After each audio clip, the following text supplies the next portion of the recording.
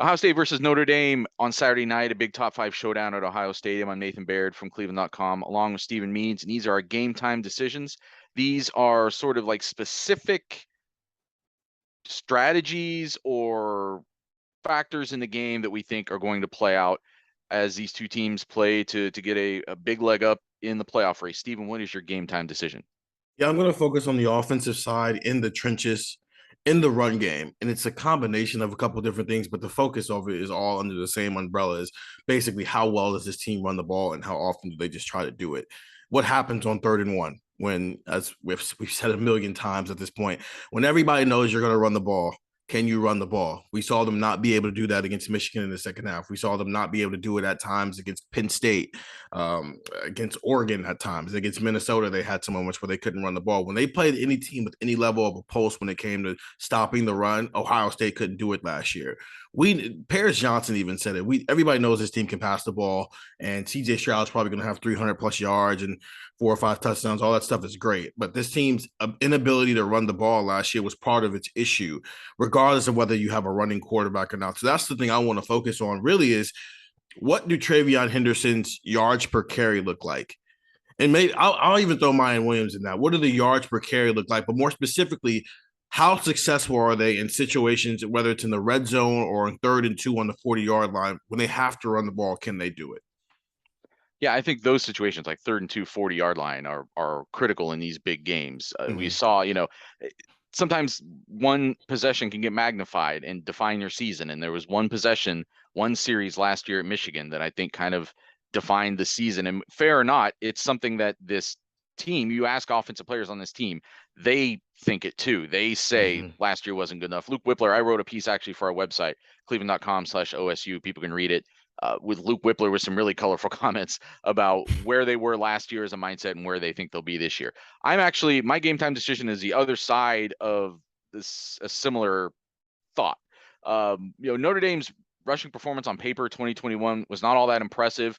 But if Jarrett Patterson plays, and he's been questionable all week, I don't know if we'll know until game time whether or not Notre Dame's like 3-year returning, he's playing guard now, whether he's going to play, but he's really good. And if he plays, this is one of the best offensive lines Ohio State's going to see all year.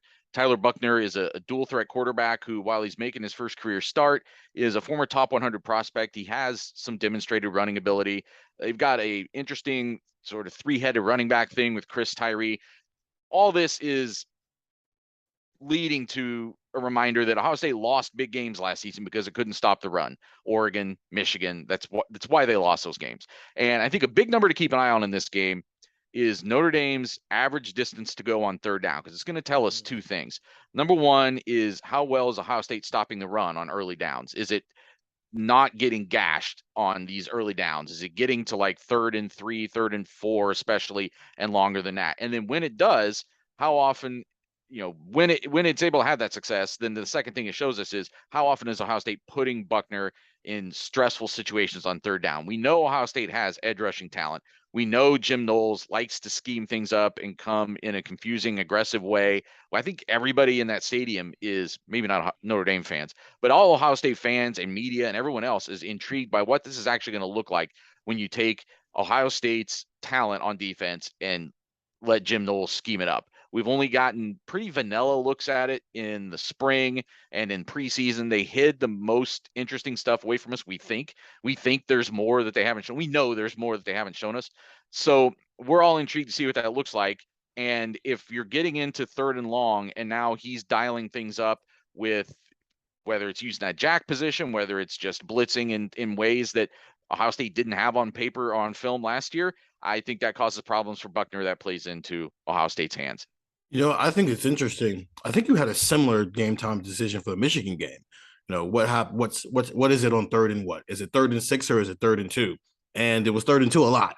So to that point, that we're kind of here again, 9 months, almost a year later. It's still, where is Ohio State at when it's 3rd and whatever on defense at this point? So I really like that one because we're both at this spot here. It's not a toughness thing because I think that word's getting overused at this point, but for both of us, it's like what's going on in the trenches more than it is the skill positions where we think we know what it is.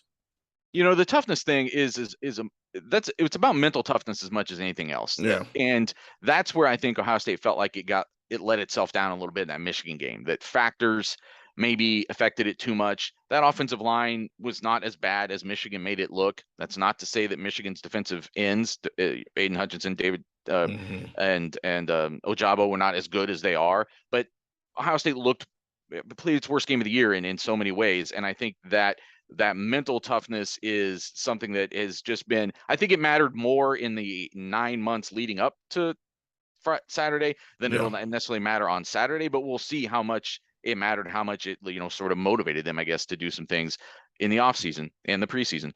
Come back after the game to Buckeye Talk, find it wherever you can find podcasts. We're going to have a full breakdown of everything that happens between Ohio State and Notre Dame.